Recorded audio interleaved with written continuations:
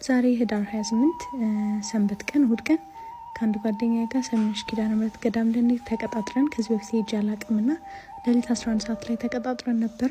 ከቤት ወጣ ጀምሮ መገናኛ እስክደርስ ድረስ መገናኛ ነው ባሶቹ የሚቆሙት ብለኝ ስልኳን 45 ጊዜ ነው በዚህ ልክ ለሰው ደውዬ አላቅም። 45 ጊዜ ነው የደወልኩት፣ አታነሳም። ብቻዬን መሄድ ፈራሁ። የሆንኩትን ብቻ እስከ መጨረሻ አዩት። እስኪ ለቤት ሻቂ ምያት ነበር። ተመስገን በጣም የከፋኝ ማርያም እንበይ ሁላ ነው የመጣው።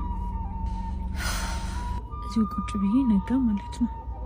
እና እንደኛ ባሱ የት እንደሆነ አላውቅም። ምንሽ የምትሄዱ ናችሁ ብዬ ጠይቄ ለመሄድም ብቻዬን ደግሞ ፈራሁ። ሄጄ ስለማላውቅ በቃ በጣም የተናደድኩት መቤቴ ነው። በጣም እንዴ ወላሂ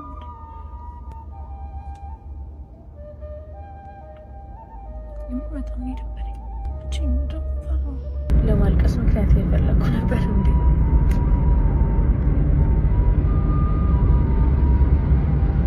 ለምንድን ነው ለኔ ያልተፈቀደ ምናምን ብዬ ነው ሆዴ ባሰ እውነት ለመናገር። ከዛ ደግሞ ለምንድን ነው ብቻዬንስ ማልሄደው? ለምንድን ነው ብቻዬን አልሄድም ብዬ የሚሰማኝ ምናምን ብዬም ደግሞ በራሴም ተናደድኩ። በጣም ጓጉቼ ነበር። ከዛ ከፋኝ ማርያም በጣም ነበር የከፋኝ ማለት በጣም ማለት ነው። በቃ በጎ ነው ለመልካም ነው ብዬ አሁን መልሼ ተረጋግቻለሁ። እንጦጦ ኪዳነ ምህረት እየሄድኩ ነው።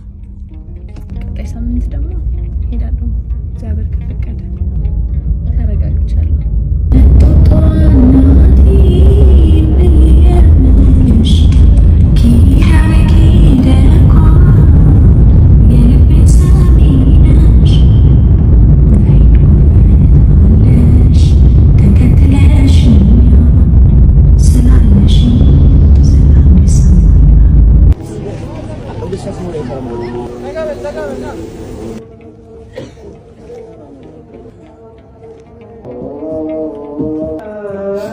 ተመስገን አሁን ቀለለኝ።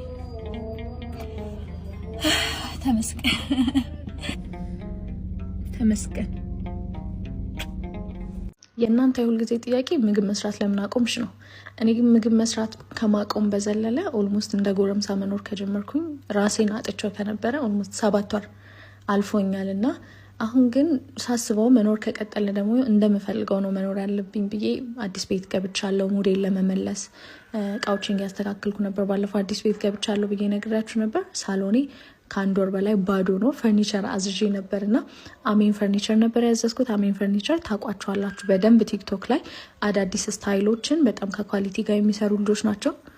እዩት ያለውን የሶፋ ብዛት ማለት ነው። እኔ ያዘዝኩት ከፒንትረስት ላይ ነበር ማለት ራሱን ይሰራልኝ። ግን እዛ ሲሄድ ደግሞ ብዙ አማራጮችን ሳይ ተወስብሼ ነበር። የኔ ሶፋ ይሄንን ይመስላል። እንዴት አያችሁት? ሶፋዬንም ከወደዳችሁት ሬት አድርጉልኝ። በጣም ነው የወደድኩት። ኳሊቲው ፕላስ ደግሞ ቶሎ ነው ዴሊቨር የሚያደርጉት። ይሄንንም ሶፋ በጣም ወድጆ ይሄን ልውሰድ ያንን እያልኩኝ ነበር። ግን ሀሳቤን መቀየርሽ የሚያዘኝ የራሴን ሶፋ አስጭኝ ሄድኩኝ። አዲሱን ቤቴን በጣም ወድጃለሁ። ብዙ ነገር ማስተካከል ገና ይቀረኛል። ከዛ ወደ ሙዳችን እንመልሳለን። ምግብም እንሰራለን። እግዚአብሔርን እናመሰግናለን። ልጃችን እናሳድጋለን። ስራችንን እንሰራለን። እግዚአብሔር ይመስገን።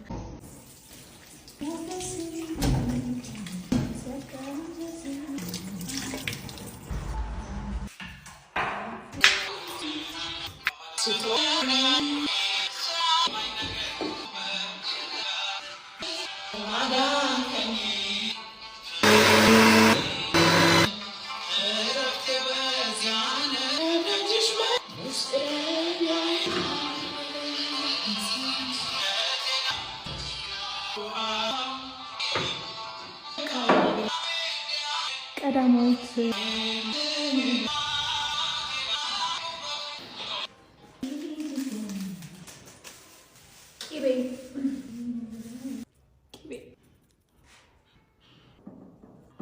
ካካውን የጨመርኩበት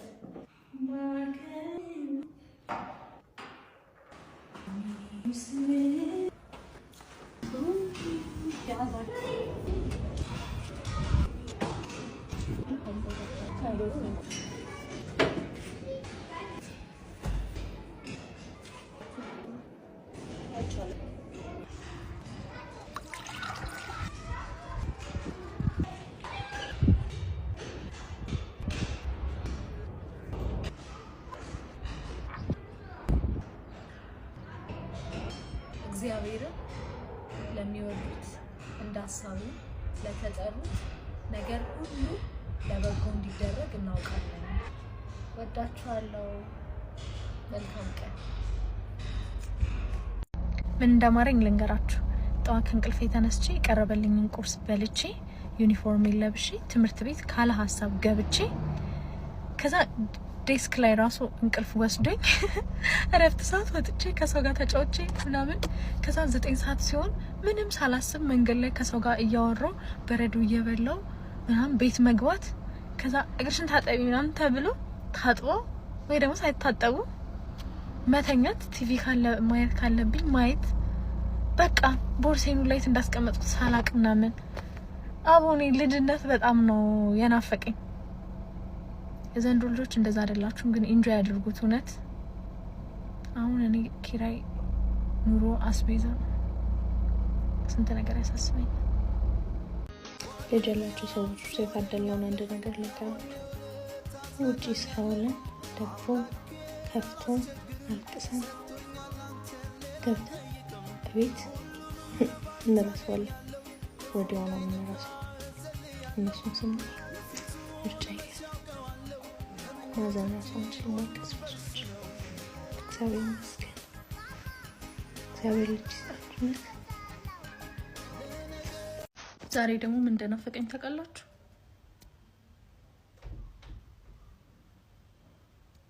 እኔ ራሱ አላውቅም፣ ግን በቃ የሆነ ነገር ናፍቆኛል። የሆነ ነገር ማድረግ ፈልጊያለሁ። በቃ የሆነ ነገር ማድረግ ፈልጋለሁ። እያደረኳቸው ካለሁት ነገር ለየት ያለ ግን ምን እንደሆነ አላውቅም። ምን አይነት በሽታ ነው? ምን ይሆን? ጓዳዬን ጎብኝልኝ የወይኑን ማድጋ አንቺ ታውቂዋለሽ ችግሬን በጸጋ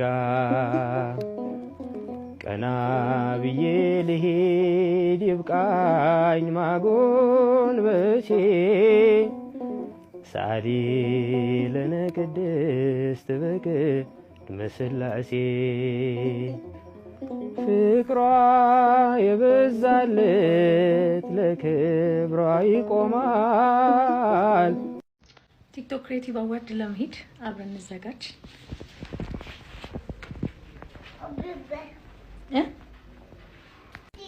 የምን ቲክቶክ ክሬቲቭ አዋርድ ነው የምትሄጁ ብሏል ባባ። ቀጣይ አመት ከእግዚአብሔር ጋር ሰላም ያደርሰን እመጣለሁ። ባይ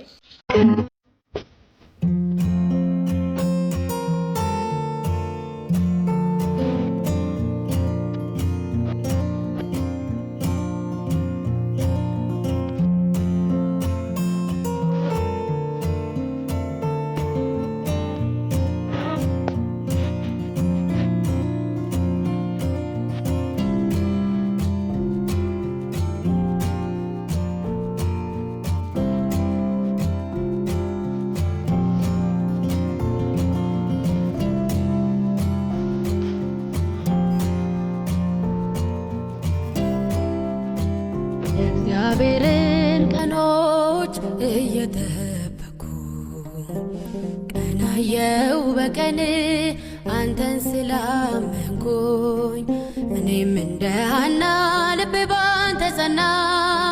እኔም እንደ ሐና ልቤ ባንተ ጸና። ማነው እስኪናገር ጠብቆ ያፈረ ተስፋዬ ነህ ብሎ ባዶውን የቀረ? እኔ ግን እላለው ዛሬም እንደ ሐና እግዚአብሔር ሰምቶኛል አድርጎኛል ቀና። ጸና ልቤ በእግዚአብሔር ጸና። ጸና ልቤ በአምላኬ ጸና። እንዴት አደራችሁ? አባ ገብረ ኪዳን አንድ ስብከት ላይ ምን ሲሉ ሰማቸው መሰላችሁ? ሰነፍ በእጁ የያዘው ጉዳይ መስለውም ሲሉ ሰማቸው። እና ሰነፍ